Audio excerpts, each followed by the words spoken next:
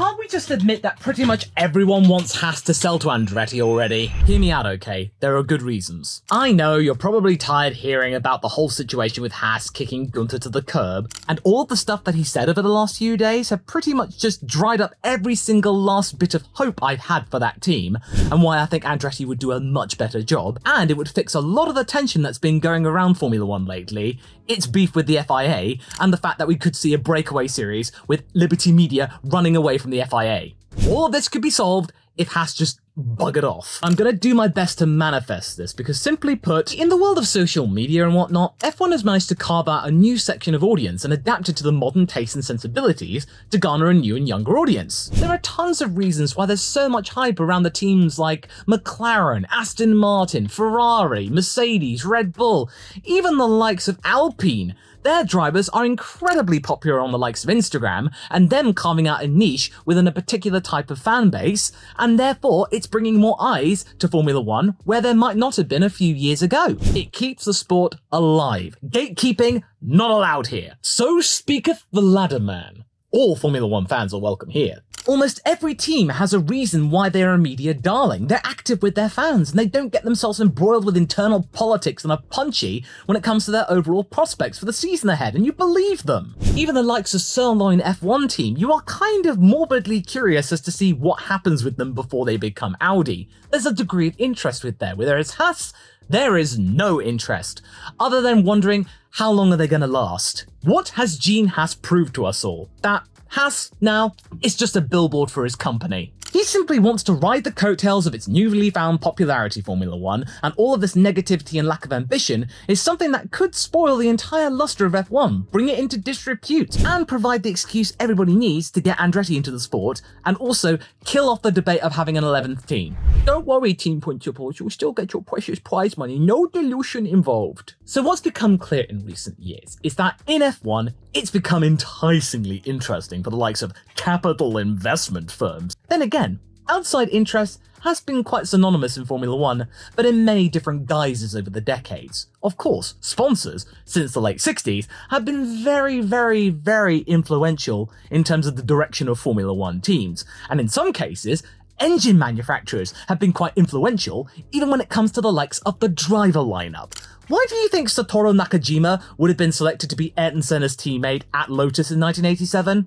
Was he that good? Lotus were willing to accept Honda's demands and Williams weren't. No disrespect to Nakajima-san here, this is just what Honda wanted. Honda were pushing for him to be in F1, and when Williams wouldn't budge and Lotus did budge, not only did Lotus get Honda power, Honda quit Williams after 1987, and they had to resort to non-turbo Juds. So as you can tell, external influence in F1 is rife, and it has evolved into being the darling in terms of major investors. That's something that Gene Haas is making a hard pass at.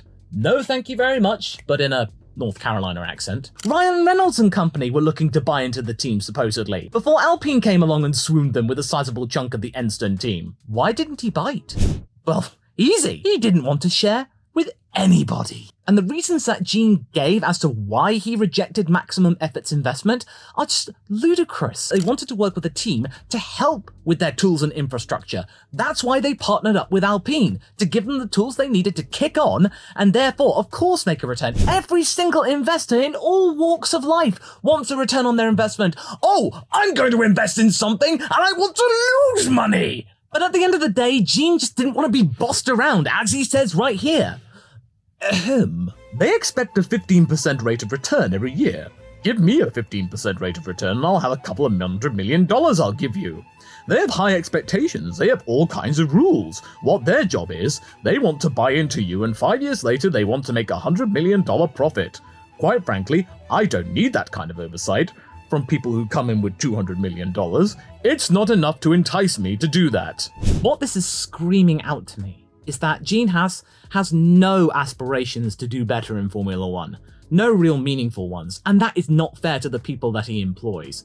I'm pretty sure that if you are watching this and you work for Haas right now, you want to do better.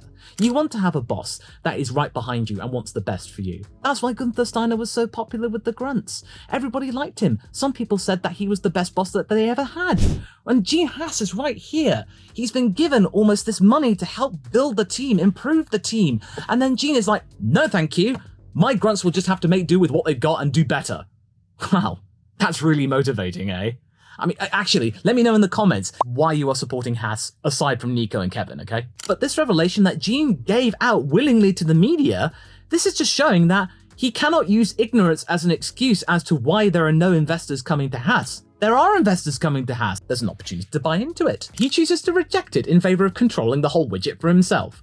This goes in conjunction with his disinterest of hiring outside people for the role of team principal, replacing Gunther. Even though Mattia Binotto's ties with Ferrari that Gene Haas oh so embraces highly, really would be very valuable in trying to build a good tie with Ferrari. And then there's Otmar Safnauer, a team principal who has been proven to be really good with underdog teams, punching above their weight. And not to mention, both are available right now, but Gene doesn't want to get involved with any of that, because they would be expensive, it would take too long for them to get up to speed, and most importantly, if he doesn't like them, then it's not worth it. What does it matter if they get results, Gene? No, according to Gene, it's better to hire from within because it's faster to get them up to speed. And also, Ayao Komatsu is a known quantity, and probably will be a bit of a yes man. He would know the score when it comes to what Gene wants and expects. I am sure that Mr. Komatsu will get a pay rise, but I don't think it would be nearly as much as what Binotto or Safnauer would charge. And again, no disrespect to Mr. Komatsu here. I'm sure he will do the best job that he can.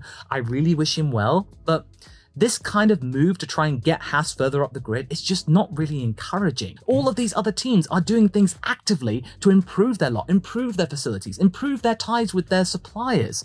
Yes, of course, the Red Bull AlphaTauri connection is a little bit iffy, but there's still stuff going on with AlphaTauri, or whatever they're going to be called. Getting rid of Steiner entirely was a huge mistake.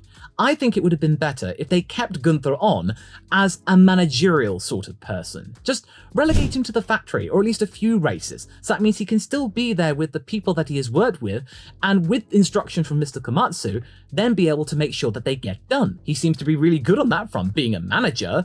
He just seemed to lack the vision in terms of a team principle. And not to mention, he's popular with fans, so Haas have just done something completely ridiculous and out of proportion. Going against the grain about what Formula 1 is doing right now, and he's staying put with the model that worked back in the day when Haas joined Formula 1. That model of outsourcing to the likes of Dallara and Ferrari, it did work for the first few seasons, but after 2020 and the Rona, things changed. More investment came about, the cost cap came into equation. Formula 1 evolved quickly, and Haas did not do anything to try and adapt to it. Simply because Gene couldn't be bothered to adapt, to evolve, see what everyone else was doing, and having others around telling him what to do.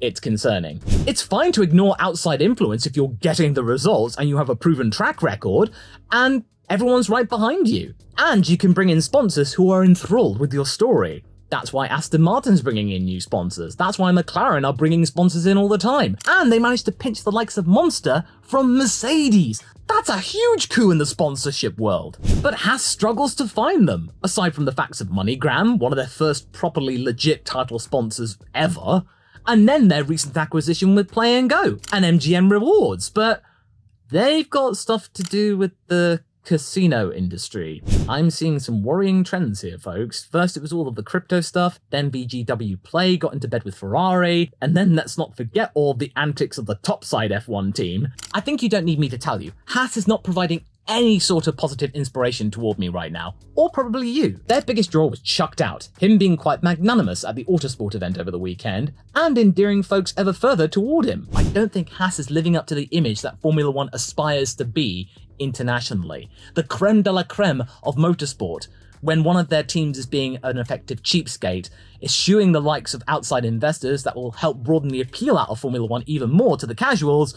And yes, of course, I get the authenticity of motorsport and whatnot, but Haas is really not the biggest linchpin in American motorsport. They don't drum up confidence, whereas the team I'm talking about right now, and part of the tinfoil hat theory I have for this video, do. Andretti. Just work with them. Haas right now is like the entitled brat who sees no point in trying that hard because the rest of the class will make up for their slacking off, which is not fair for the staff that work for them. Over the last few years, and especially over the last few days, there have been plenty of negative articles surrounding themselves concerning Haas. And as the 2024 season is gearing up, Formula 1 is probably looking at that in not a favourable manner. Haas is kind of bringing them down, that this singular team is causing all of this strife and negativity. They got rid of one of their biggest draws. Why Netflix's Drive to Survive is still relevant. Gunther is no longer there. And then on top of all of that, Formula One is having a bit of an argy-bargy with the FIA concerning the likes of Andretti Autosport. The other teams don't want an 11th team on the grid because it might dilute their prize money, and therefore there are talks about a breakaway series with Liberty Media going away from the FIA's oversight. There's just so much tension going along, and then... Wait! That's it! I know the solution to everybody's problems! Just get Andretti to buy Haas! Okay, I don't own an F1 team, I'm just a ladder man. Gene can run the team however he wants. As what Gunther said, it's up to him where he steers the Haas ship. But the ideal solution to all of the problems facing F1 right now is the likes of F1 and the FIA getting around a table with Gene and encouraging him in reconsidering some kind of partnership with Michael Andretti and his group, or maybe a controlled buyout or acquisition of the Haas F1 team, which means that effectively all of the people that are working in Canapolis, Banbury and Maranello, their jobs could be secure, operated by an external operation who are really desperately wanting to compete in Formula One and are not seeing this as some excuse of breaking into the Chinese market, which was one of the main motivators for Gene Haas to get into Formula One in the first place. It would be a good turnkey deal, this deal being somewhat similar to what Pan Am did with United back in the 80s with their Pacific division. Their CEO Ed Acker undertook a backroom deal with United Airlines to not only transfer over the routes and planes, but to also send over the pilots and flight attendants and crew necessary to run said operations. United were expanding rapidly, and them hiring and preparing these brand new routes would have taken years, but here, not only did Acker save the ex-Pan Am employees their jobs, it meant that United could commence their operations immediately. Much to the chagrin of existing United employees, but hey, it was a really good idea, and it did have the employees of Pan Am at heart. So in this particular situation, the predicament is thus. The FIA president has approved Andretti to compete in F1.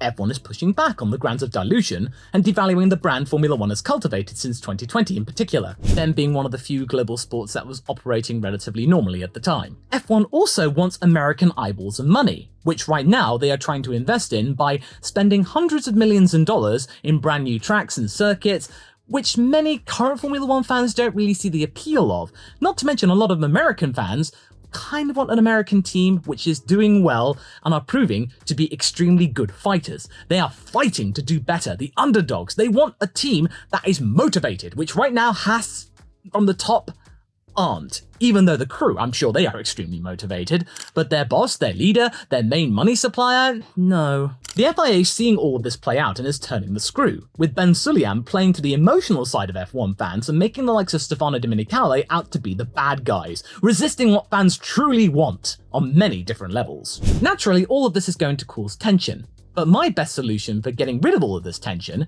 is just sell Haas to Andretti. It gets rid of so many problems. Because Andretti, this isn't the first time they've tried to buy out an existing Formula One team. They have met with so much opposition over the last few years. They almost became the new owners of Sauber before Audi got even the door. But at the very last minute, according to Andretti, Sauber Group changed the terms, citing the desire for more control and vetoing rights. Kinda like what happened at the last minute with Red Bull's Porsche deal. They wanted more oversight, they wanted more control, but Christian Horner rejected it. And then let's not forget, Andretti has tried many times over the years to buy out the likes of Haas, but Gene has rebuffed them every single time, to the point where Michael has effectively given up because he knows he's not going to get anywhere. Unless F1 and the FIA get involved, because they're probably looking at the situation and going like, we've got this beef, they got this beef. How about we get rid of all of the beef altogether by coming up with some sort of situation where everybody benefits? And as all of this is going on, Andretti is expanding into the European world by investing in a team in Formula E, and their first season was remarkably impressive.